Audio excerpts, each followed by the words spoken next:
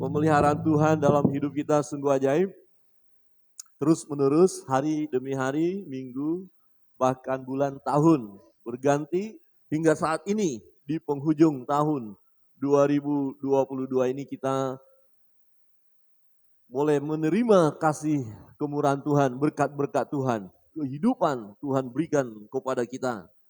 Dan bulan ini bulan di mana umat Tuhan memperingati kelahiran Yesus Kristus, Tuhan dan Juru Selamat kita. Ya, dia datang ke dunia menjadi manusia, dilahirkan di kandang domba yang hina. Ya, kita melihat tahun ini luar biasa. Saya lihat di media sosial ramai sekali.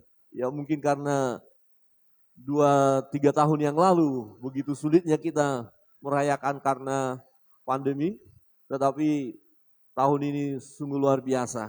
Tetapi yang menjadi perhatian bagi kita, adakah dalam perayaan Natal itu kita memberitakan tentang Dia? Ini tema kita, beritakanlah tentang Dia. Minggu lalu kita merenungkan satu tema, adakah Dia di hati kita? Kalau benar-benar Dia di hati kita, kita rasakan, kita nikmati hadirnya Dia dalam hidup kita. Dan bukan hanya untuk kita, tapi kita juga mau beritakan tentang Dia kepada banyak orang.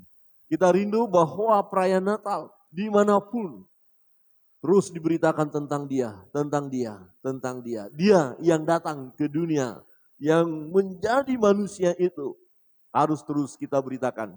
Memang ada tantangan, ada kemajuan di berbagai daerah kita lihat. Ya, di mana pemimpin daerah dengan terbuka boleh mengucapkan perayaan Natal, boleh buat sesuatu. Ya, satu di Kota Madia ya. Kota Madia mau di Solo dibuka lebar-lebar, boleh walaupun ada cemooh dan lain sebagainya. Tetapi di satu kabupaten itu tidak boleh merayakan selain di gereja. Hanya di gereja saja, tidak boleh di gedung-gedung yang lain, di pertokoan, tidak boleh ibadah di situ juga. Ini seorang pemimpin juga berkata begitu. Masih belum terbuka secara umum. Ada kelompok-kelompok yang tidak senang dengan perayaan Natal, dengan menyebut nama Tuhan, nama Yesus. Padahal ini perlu kita beritakan. Di dalam Lukas pasal yang kedua ayat 17, firman Tuhan berbunyi demikian. Dan ketika mereka melihatnya, mereka memberitahukan apa yang telah dikatakan kepada mereka tentang anak itu. Ya, ini gembala-gembala mendapatkan lawatan Tuhan, malaikat datang kepada mereka. Kemudian mereka beritahukan tentang anak itu. Siapa dia sehingga harus diberitahukan. Ya. Di ayat 18, dan semua orang yang mendengarnya heran tentang apa yang dikatakan gembala-gembala itu kepada mereka. Tetapi Maria menyimpan segala perkara itu di dalam hatinya dan merenungkannya. Saudara yang terkasih dalam Tuhan, pemberitaan tentang Yesus tidak boleh berhenti. Melainkan harus semakin ditingkatkan mengingat waktunya sudah semakin dekat. Ya, tanda-tanda akhir zaman, kalau kita lihat firman Allah sudah mulai digenapi satu persatu. Waktunya sudah dekat. Ya, dan kesudahannya adalah Injil Kerajaan Allah diberitakan ke segala penduduk, ke segala bangsa, ke segala suku-suku bangsa. Jadi perlu diberitakan walaupun ada hambatan. Ya, perayaan-perayaan Natal, berita utama yang harus disampaikan adalah tentang Yesus. Amin. Tentang Yesus, tentang Dia. Nah, menjadi pertanyaan, mengapa kita harus memberitakan tentang Yesus? Bukankah cukup untuk kita? Padahal ketika kita memberitakan tentang Yesus ada risiko. Ya, bisa dianiaya, bisa diusir, bisa diperlakukan. Ya, sesuatu yang tidak baik dalam hidup kita. Tetapi sekalipun itu terjadi, kita harus tetap memberitakan tentang Dia. Mengapa? kita harus memberitakan tentang Yesus. Kebenaran firman Tuhan yang mau kita renungkan hari ini. Yang pertama adalah berita tentang Yesus adalah berita kesukaan besar bagi bangsa-bangsa, bagi semua umat manusia, bagi seluruh manusia, bukan hanya orang Kristen saja. Oh, orang Kristen tentu bersuka cita, berbahagia, senang, menyambut hari Natal, menyambut kelahiran Yesus Kristus, merayakannya. Tetapi berita tentang kelahiran Yesus sesungguhnya adalah kesukaan besar bagi bangsa-bangsa, bagi suku bangsa. Di ayat 10 berkata begini, lalu kata malaikat itu kepada mereka, jangan takut, sebab sesungguhnya aku memberitakan kepadamu kesukaan besar untuk seluruh bangsa. Apa kesukaan besar itu? Beritanya apa? Hari ini telah lahir bagimu juru selamat, Yesus Kristus Tuhan di kota Daud. Yesus Kristus Tuhan. Dia Allah menjadi manusia, ini adalah berita yang sangat luar biasa. Berita yang sangat menggemparkan. Dan memang ada di antara mereka ketika gembala-gembala memberitahukan berita itu, mereka heran. Wow, bagaimana mungkin Allah datang ke dunia menjadi manusia? Sampai sekarang pun banyak manusia heran. Tidak mungkin. Bagaimana Allah datang menjadi manusia? Kok merendahkan diri dia? Ya padahal dia Allah. Allahu Akbar. Allah yang maha besar. Dahsyat. Luar biasa. Kok bisanya jadi manusia? Jadi bayi yang tak berdaya. Nah inilah karya Allah. Inilah di mana Tuhan berkata, dia merendahkan diri menjadi sama dengan manusia. Dengan satu tujuan untuk menyelamatkan manusia yang sudah jatuh ke dalam dosa. Menyelamatkan manusia yang sedang berjalan menuju maut itu. Inilah berita yang luar biasa. Jadi berita ini adalah kesukaan besar. Bagi saudara dan saya dan bagi banyak orang yang belum datang kepada Tuhan. Bagi kita yang sudah menikmati kelahirannya itu. Bagi kita yang sudah bersuka cita oleh karena kelahiran Yesus. Tidak boleh sukacita itu hanya untuk kita. Amin. Coba lihat kiri kanan dan katakan, sukacita itu tidak boleh hanya untukmu. Tidak boleh. Tidak boleh. Kalau kita berkata cukup bagiku, ini yang terjadi. Maka gereja masuk ke zona nyaman. Saya sudah enak, saya sudah nyaman. Suatu ketika saya bertemu dengan seorang majelis gereja. Dan dia berkata, Pak Pendeta, kenapa harus ada penginjilan ke sana kemari? Itu bikin masalah. Sudah kita-kita aja yang sudah ada di sini. Toh di antara suku-suku itu sudah ada yang percaya. Dan kalau Tuhan mau mereka datang, ya mereka akan datang sendiri. Jadi ketika para pemberita Injil ini memberitakan kabar baik ini, ternyata apa yang terjadi? Terjadi kerusuhan, terjadi begini dan macam-macam dikatakannya. Padahal ini seorang yang ya pengetahuannya tinggi, pejabat, dia majelis gereja. Tapi kalau majelis gereja kita nggak ada yang begitu ya. Amin. Pengurus gereja belum pernah saya dengar Pak Pendeta nggak usah peilah, nggak usah kabarkan kabar baik itu. Udah kita aja. Nggak ada ya? Ada? Tidak ada ya. Bahkan bersemangat mendorong yang lain. Jemaat, ini berita kesukaan besar. Bagaimana mungkin kita tidak mau membagikan sukacita ini kepada orang lain? Terlalu egois kita. Dan ini yang terjadi, gereja menjadi egois untuk dirinya sendiri. Tidak mau berbagi, tidak mau menunjukkan kesukaan itu. Tidak mau menunjukkan berkat itu kepada banyak orang sehingga orang lain merasa ya berbeda. Kok cuman kalian saja yang berbahagia? Kok cuman kalian saja yang senang? Kenapa enggak membagikannya? Ini berita kesukaan besar. Kita harus terus memberitakan kabar ini. Beritanya adalah Yesus telah lahir. Juru selamat itu sudah datang ke dunia kurang lebih 2000 tahun yang lalu. Dia hidup, dia berkuasa, dia menyelamatkan umat manusia yang sudah jatuh ke dalam dosa. Dia adalah jalan dan kebenaran dan hidup. Dialah yang membawa kita masuk kepada kerajaan Allah. Dialah yang membawa kita, oleh dialah kita akan masuk surga. Amin. Jadi kalau kita mati karena kita udah percaya Yesus, berita sukacitanya apa? Pasti masuk surga karena Yesus ada di hati kita. Karena Yesus ada dalam hidup kita. Dan Yesus itulah yang terus kita beritakan. Para gembala ketika mendapat kunjungan malaikat, mereka takut. Ada apa ini? Mereka mulai cemas. Tetapi malaikat itu berkata, jangan takut. Jangan takut. Ya. Karena mereka membawa berita sukacita.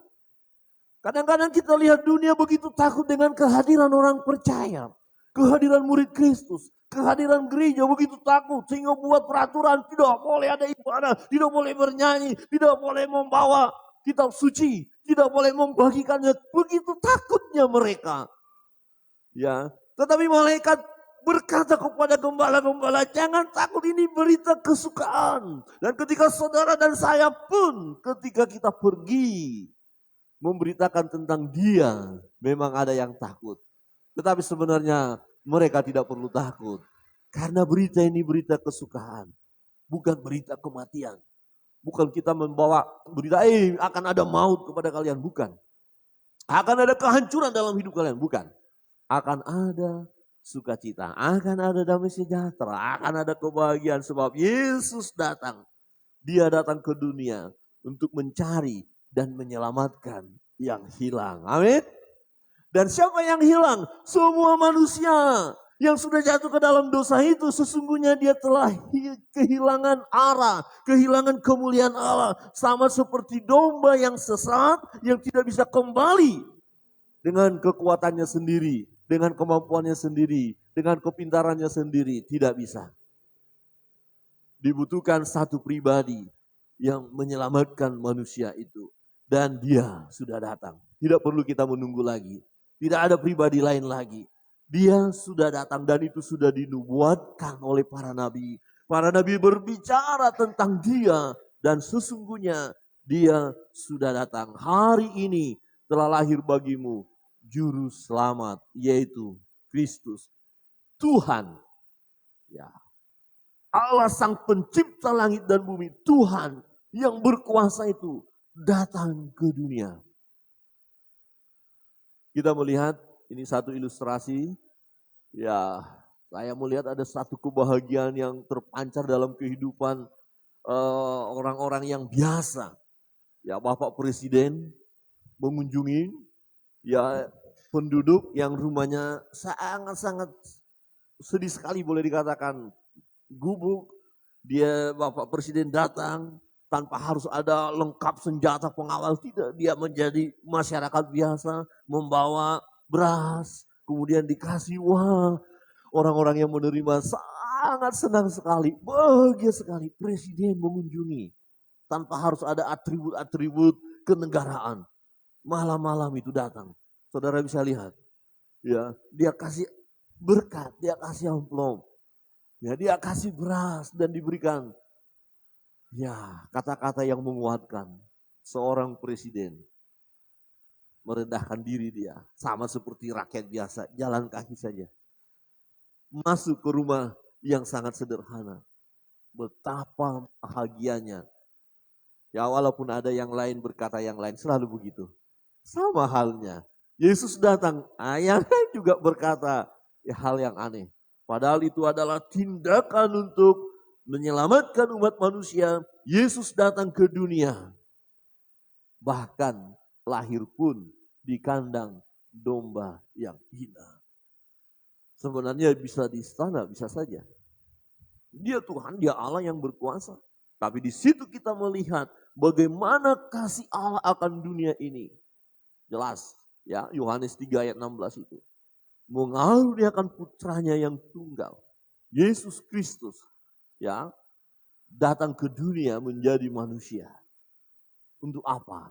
Menyelamatkan manusia yang berdosa. Hari ini telah lahir bagimu, telah lahir bagimu. Ketika malaikat itu datang memberitahukan kabar ini kepada para gembala bersuka cita. Dan berita itu jelas dikatakan telah lahir bagimu. Sudah lahir, sudah digenapi nubuatan para nabi. Sudah terjadi peristiwa itu, sudah nyata peristiwa itu. Sudah lahir. Tetapi sampai sekarang masih ada yang menantikan penggenapan nubuatan tentang kelahiran Yesus. Masih belum percaya bahwa Yesus itu sudah datang, sudah lahir. Tetapi kita jangan goncang iman kita. Jangan goncang iman saudara kalau bertemu dengan orang yang berkata, bukan dia, belum. Masih kita nantikan Mesias itu. Jangan percaya. Kebenaran firman Tuhan hari ini menunjukkan kepada kita bahwa sesungguhnya dia sudah lahir. Bahkan sudah menyelesaikan tugas itu, karya keselamatan itu. Sampai di kayu salib itu. Bahkan dia sudah naik ke surga. Dan yang benar adalah penantian kita tentang dia adalah kedatangan yang kedua kali. Memang kita masih menantikannya. Tapi yang kedua kali. Yang pertama sudah. Amin. Berita sukacita telah lahir. Jadi tidak ada cara lain untuk menyelamatkan umat manusia yang sudah jatuh ke dalam dosa.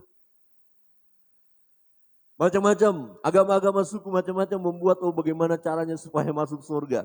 Kendaraannya apa? Kendaraannya apa? Masing-masing ya sebelum suku-suku tertentu percaya kepada Yesus, mereka punya pandangan-pandangan yang berbeda. Mereka berusaha ya dan menciptakan satu kendaraan ya untuk bisa ke surga.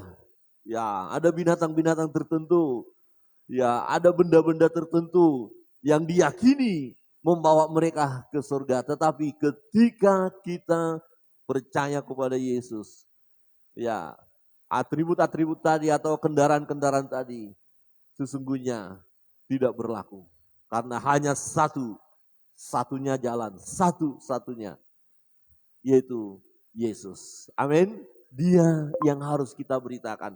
Masih banyak orang yang belum datang kepada dia. Mengapa kita harus memberitakan?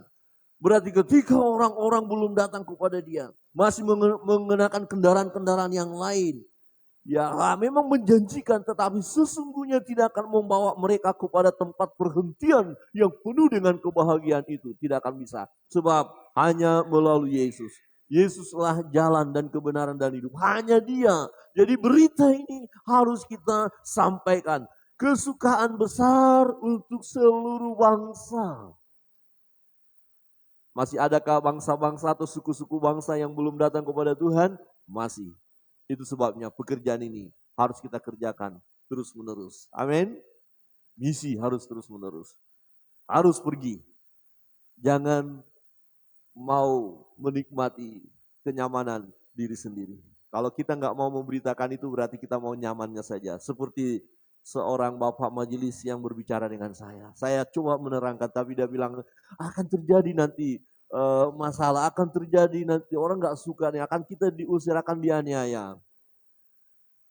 Kemarin saya berjumpa dengan seorang teman yang memang pekerjaannya adalah memberitakan kabar baik terus. Dan dia berkata, kita tidak bisa menghindar dari penderitaan, dari kesengsaraan. Kalau kita mau memberitakan kabar ini. Tetapi sekali lagi saya katakan, pernah saya sampaikan ini. Kemarin ketemu lagi. Dan dia berkata memang kita harus mempersiapkan adalah ya siap menderita untuk itu. Dan itu firman Tuhan katakan. Bagi setiap orang percaya dikaruniakan juga menderita oleh karena dia. Saudara beritakan tentang dia. Ada kemungkinan saudara akan dikucilkan. Ada kemungkinan saudara tidak akan disukai. Ada kemungkinan saudara dianiaya. Ada kemungkinan. Tetapi satu hal yang kita yakini. Berita yang kita sampaikan ini adalah berita kesukaan besar. Yang membahagiakan seluruh umat manusia. Yang membawa mereka kepada sukacita yang luar biasa. Sukacita yang tidak bisa diberikan oleh dunia. Tidak bisa diberikan oleh dunia. Dunia hanya terbatas memberikan sukacita. Tetapi Yesus memberikan sukacita yang abadi. Masa kini dan masa yang akan datang. Amin. Tetap beritakan tentang dia. Coba lihat kiri kanan dan katakan, beritakan tentang dia. Ya, hanya dia. Yang kedua, Ya, mengapa kita harus memberitakan tentang Dia? Alasan yang kedua, kebenaran firman Tuhan. Berita tentang Yesus adalah berita yang dinantikan oleh manusia karena berita ini mendatangkan damai sejahtera. Lagu-lagu Natal kan? Ya, damai sejahtera turun ke bumi ya. Nah, mengapa harus turun damai sejahtera itu? Kita tahu latar belakangnya ketika manusia itu telah jatuh ke dalam dosa, damai sejahtera itu lenyap, hilang. Dan kecenderungan manusia melakukan yang jahat, semata-mata jahat. Mulailah ada kebencian, mulai ada iri hati, mulai ada amarah, dan bahkan mulai terjadi pembunuhan. Itulah kita mulai lihat ketika manusia itu sudah jatuh ke dalam dosa. Ya, perilakunya itu semata-mata jahat. Dan sampai pada akhirnya satu ketika Tuhan harus memusnahkan manusia kecuali satu keluarga yang diselamatkan oleh Tuhan, yaitu keluarga Nuh, karena Nuh bergaul karib dengan Allah. Tetapi sekalipun telah terjadi ya pembasmian kepada manusia itu oleh karena kejahatan yang luar biasa, generasi daripada ya Bapak Nuh ternyata juga masih mewarisi dosa itu. Itu sebabnya kita mengenal istilah dosa warisan. Dosa dari Adam, dosa dipertalikan itu. Jadi manusia terus melakukan hal yang jahat. Ya, ini fakta. Ketika manusia melakukan yang jahat, damai sejahtera itu hilang. Di mana ada kejahatan, kemudian kejahatan itu mendatangkan damai sejahtera? Tidak ada. Kejahatan hanya menghilangkan damai sejahtera. Kejahatan hanya menghancurkan damai sejahtera. Akan membuat suasana kacau. Tetapi Yesus datang untuk mengembalikan damai sejahtera itu. Damai sejahtera, Tuhan mau supaya manusia itu mengalami damai sejahtera. Saudara yang terkasih dalam Tuhan, di ayat 13. Dan tiba-tiba tampaklah bersama-sama dengan malaikat itu sejumlah besar bala tentara surga yang memuji Allah. Katanya, kemuliaan bagi Allah di tempat yang maha tinggi dan damai sejahtera di bumi. Di antara manusia yang berkenan kepadanya. Manusia yang berkenan kepadanya. Ya, Allah mau dia berkenan kepada semua manusia. Tetapi siapa manusia yang berkenan kepadanya? Yaitu manusia yang meresponi dia. Manusia yang mau datang kepada dia. Manusia yang menyerahkan dirinya kepada dia. Manusia yang datang kepada Yesus akan mengalami damai sejahtera. Saudara dan saya yang datang kepada Yesus, kita akan mengalami damai sejahtera. Amin. Saudara bisa buktikan. Ini bisa dibuktikan. Ketika saudara mulai pikiran kacau, berantakan. Mungkin ada orang mencari gara-gara, buat masalah. Bahkan mungkin dalam rumah tangga. Wah, ini udah panas. Pernah mengalami panas hati? Pernah ya, hampir semua ya. Oh, bukan pernah Pak Pendeta, hampir tiap hari. Aduh, bahaya itu. Tidak ya, sesekali ya. Sesekali panas hati kan? Coba lihat kiri kanan dan katakan sesekali saja. Sesekali ya. Rasanya, ini orang ini orang, kadang-kadang orang ini atau ini orang, macam-macam lah. Ini orang ini sama saja, udah mau hantam saja. Tapi dalam kondisi seperti itu, coba saudara sebagai anak Tuhan kan? Coba lihat kiri kanan dan katakan anak Tuhan kan? Nah, sebagai anak Tuhan loh ya, yang udah percaya Yesus ya, coba berdoa. Berdoa saja dengan sungguh-sungguh. Saya yakin dan percaya yang panas ini tadi sudah mau naik, udah hampir di ubun-ubun. Saudara tahu di ubun-ubun, di kepala udah langsung di tenang, haleluya, amin.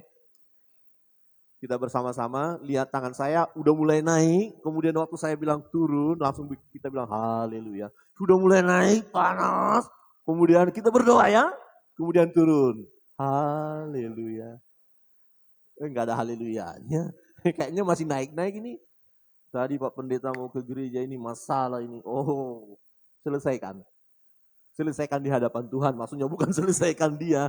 Bukan. Saudara, Damai sejahtera ini telah terbukti. Hadirnya Yesus di dalam hidup kita, hadirnya Yesus di dalam hidup seseorang, hadirnya Yesus di dalam bangsa dan negara, hadirnya Yesus dimanapun manusia itu berada. Ketika kita hadirkan dalam hidup kita, akan terjadi damai sejahtera. Damai sejahtera di bumi di antara manusia yang berkenan kepadanya, yang datang kepadanya, yang meresponi Natal ini, yang meresponi tentang datangnya Yesus, yang mencari dan menyelamatkan yang hilang. Ada damai sejahtera. Berarti dalam setiap pribadi orang Kristen, ini harus muncul damai sejahtera ini. Amin. Dalam setiap keluarga Kristen harus muncul damai sejahtera ini. Amin. Tetapi iblis tidak tinggal diam. Ini masalahnya.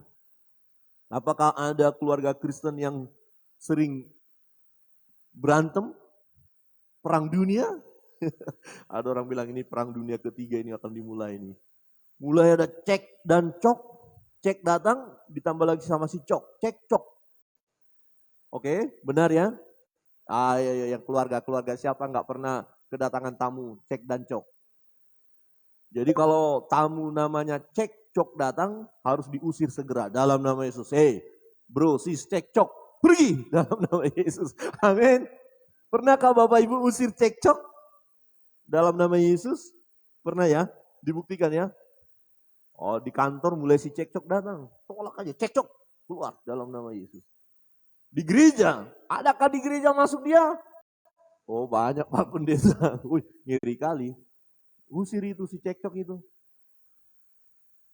Tapi jangan sampai nanti, kalau gitu nanti kalau anak saya nanti lahir saya kasih namanya cekcok. Jangan. Bahaya nanti diusir terus dia.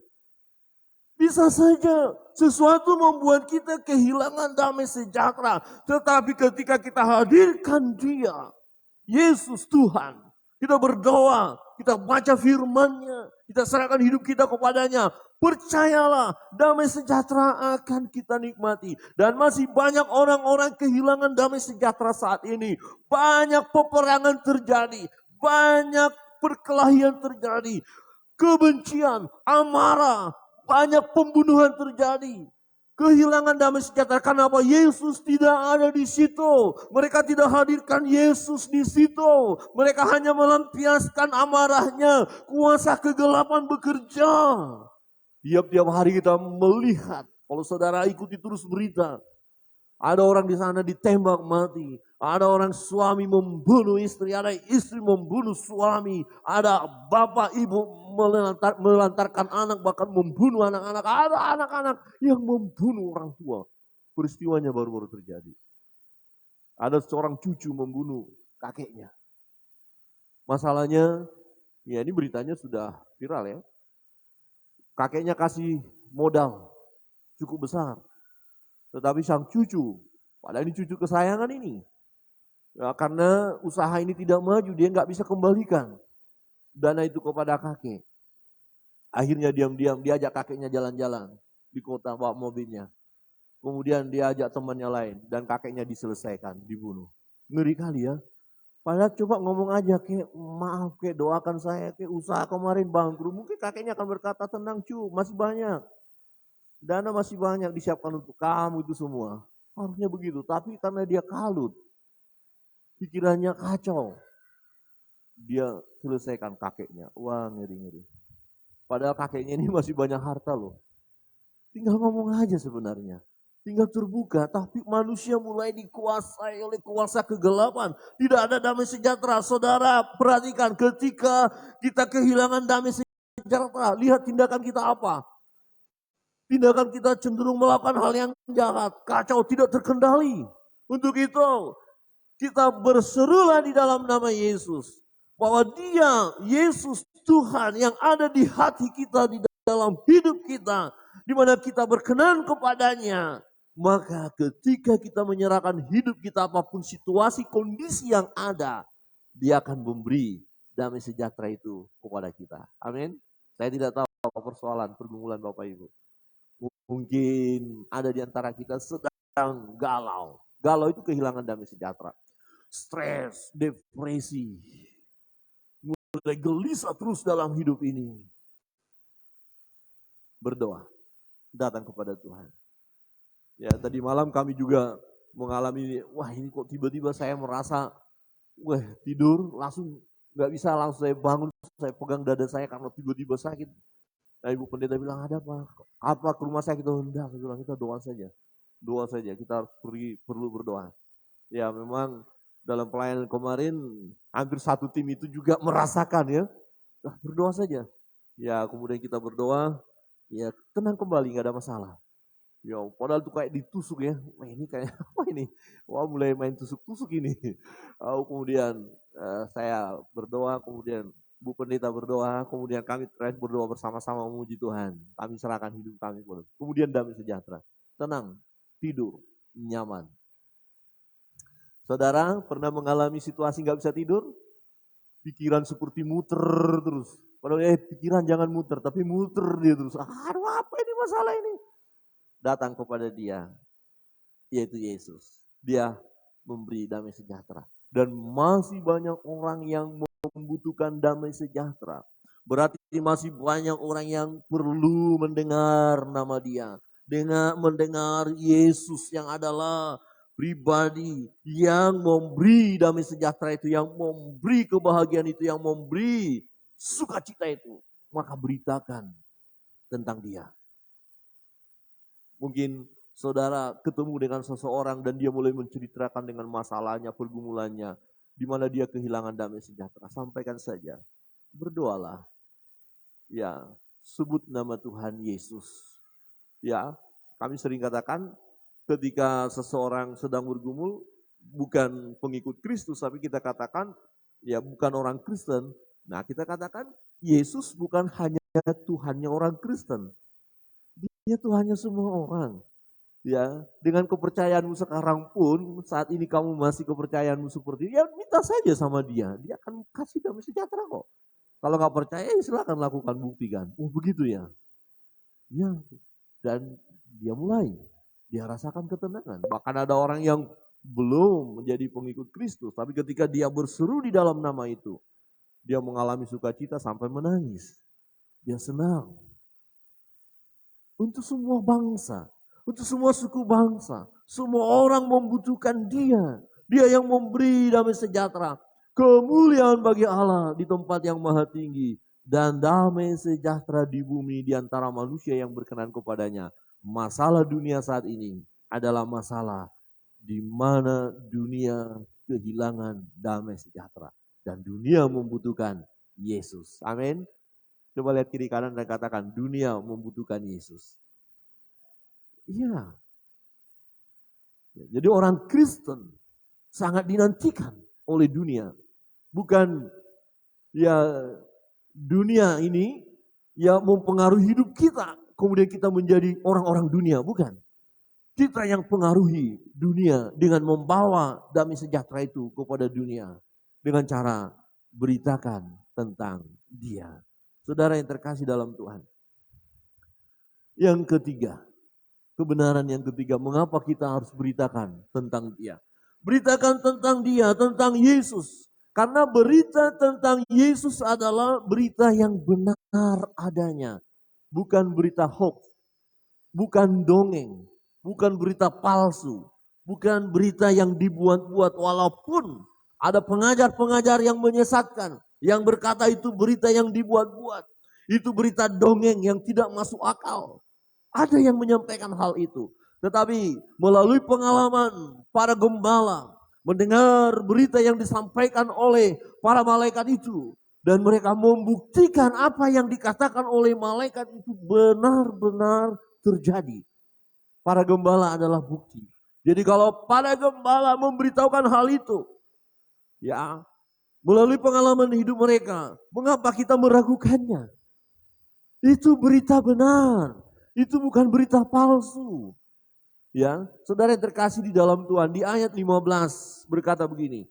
Setelah malaikat-malaikat itu meninggalkan mereka dan kembali ke sorga. Malaikat itu kembali ke sorga. Gembala-gembala itu berkata seorang kepada yang lain, marilah kita pergi ke Bethlehem. Mengapa ke Bethlehem? Karena memang di Bethlehem akan lahir itu. Yang lahir itu di Bethlehem. Dan itu sudah dinubuatkan oleh para nabi. Ya, jauh sebelumnya. Sudah bercerita, menyampaikan akan lahir. Ya, seorang juru selamat itu. Bahkan Nabi Yesaya berkata, siapa dia? Bapa yang kekal, Raja damai. Ya, seorang anak telah lahir bagimu. Dari seorang perempuan muda atau perawan atau gadis. Di Bethlehem. Hai Bethlehem. Dikatakan dalam kitab Mika. Hai Bethlehem, engkau yang kecil. Bethlehem. Jadi marilah kita ke Bethlehem. Dan malaikat itu berkata, memang di Bethlehem. Terus para gembala berkata mau membuktikan, marilah kita pergi ke Bethlehem. Ngapain? Membuktikan, benarkah terjadi? Benarkah berita ini? Jadi kalau nggak benar, ngapain kita mengikuti berita yang tidak benar? Berarti kita tersesat terus. Jadi penting bagi kita bahwa berita itu adalah berita yang benar, bukan hoax, bukan berita palsu, bukan dongeng. Marilah kita pergi ke Bethlehem untuk melihat, menyaksikan apa yang terjadi di sana seperti yang diberitahukan Tuhan kepada kita. Wow, menarik, ingin bukti. Dan mereka pergi. Ayat 16. Lalu mereka cepat-cepat berangkat dan menjumpai Maria dan Yusuf dan bayi itu yang sedang berbaring di dalam palungan. Malaikat sudah berkata, kamu akan menjumpai dia, anak itu, di dalam palungan. Benar, terbukti adanya. Di ayat 20. Maka kembalilah gembala-gembala itu sambil memuji dan memuliakan Allah. Karena segala sesuatu yang mereka dengar dan mereka lihat, semuanya sesuai dengan apa yang telah dikatakan kepada mereka. Sesuai. Jadi jangan ada di antara kita yang meragukan tentang kelahiran Yesus. Jangan ada di antara kita yang meragukan tentang perayaan Natal. Natal itu ya dan amin. Yesus datang ke dunia. Para gembala memberitahukan kepada kita melalui pengalaman hidup mereka. Mereka bersuka cita, mereka berbahagia, mereka tidak kecewa. Walaupun mereka pergi dan menemuinya. Dan karena memang apa yang mereka temui sesuai dengan apa yang dikatakan oleh malaikat itu. Benar adanya. Dan mereka memuji dan memuliakan Tuhan. Kalau ada orang yang berkata, Allah datang menjadi manusia, dilahirkan melalui perawan lagi, itu mustahil, itu bohong, itu berita hoax. Jangan dengarkan mereka. Jangan dengarkan mereka. Kita lebih baik dengar gembala-gembala itu. Amin. Coba lihat kiri kanan dan katakan, lebih baik dengar gembala-gembala itu. Kenapa gembala-gembala itu? Mereka tidak masuk dalam politik, mereka tidak masuk dengan aturan-aturan yang lain, bukan orang-orang Farisi yang ahli kitab, enggak, mereka orang sederhana. Mereka sederhana, jadi ya, tidak. Kalau mungkin yang memberitahukan itu, dia berpendidikan, jangan-jangan dia tipu-tipu kita. Ya, mereka tahu tentang kitab-kitab suci, kemudian mereka pelenceng-pelenceng sedikit lah. Mungkin kita mulai mencurigai, tapi ini gembala. Yang tahu mereka itu hanya menggembalakan, ya santai, tenang, merawat domba-dombanya, memelihara. Tapi orang yang sederhana ini dikunjungi oleh malaikat, dipercayakan untuk memberitakan kabar itu. Setelah mereka menyaksikannya, jadi kesaksian daripada gembala-gembala tidak perlu kita ragukan. Dan Alkitab berkata, maka kembalilah gembala-gembala itu sambil memuji dan memuliakan Allah. Mereka senang, mereka bahagia, mereka menikmati pernyataan Allah. Dan betul terjadi. Wow, sukacita luar biasa.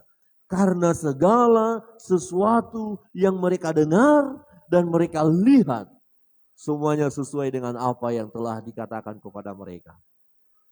Bagaimana dengan kita? Oh, kita tidak melihat. Kita tidak mendengar langsung dari malaikat. Tetapi firman Tuhan bisa kita percaya. Amin. Kesaksian para gembala menguatkan hati kita. Dan kalaupun masih ada keraguan, saudara bisa punya pengalaman bersama dengan Tuhan. Saya melihat ada orang yang bersaksi, dia mulai ragu-ragu tentang Tuhan. Saya ikutin kesaksiannya ya di YouTube itu. Saya mulai ragu-ragu apakah dia benar Tuhan. Dia berdoa, Tuhan apakah benar engkau Tuhan? Apakah engkau Mesias itu? Yesus apakah engkau Tuhan? Padahal dia sudah menjadi pengikut Kristus. Tapi ada titik tertentu di mana dia ragu-ragu. Dan Tuhan melawat dia. Tuhan membuat ada bukti. Sehingga dia semakin yakin. Dan itu pun saya yakin dan percaya akan terjadi dalam hidup kita. Setidak-tidaknya contoh sederhana saja. Kalau saudara dalam kegelisahan yang luar biasa. Ya berdoalah, sebut namanya. Atau ketika saudara dalam masa ketakutan yang luar biasa, suruhkan namanya, berdoa. Saya yakin dan percaya, saudara akan punya pengalaman. Ya, jadi ini tidak hanya sebatas pikiran, tapi mengalami bersama dengan Tuhan. Ya tidak hanya, oh ya Alkitab berkata begitu, ya karena Alkitab berkata begitu, ya saya ikut saja. Tidak hanya karena kata Alkitab, tapi saudara ketika masih ada keraguan, buktikan melalui pengalaman hidup saudara. Bisa dibuktikan. Ya, berita tentang Yesus, Allah yang adalah datang ke dunia menjadi manusia itu bukan berita dongeng, itu bukan berita palsu, itu bukan berita hoax, itu adalah kebenaran. Amin. Pegang kebenaran. Para gembala membuktikan. Bagaimana dengan kita, hidup kita sekarang? Kita pun harus membuktikan. Saya membuktikan. Kalau saya tidak buktikan secara pribadi, saya tidak mau jadi pendeta.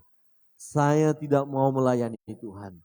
Saya menolak ketika saya diminta, ya ada panggilan jelas.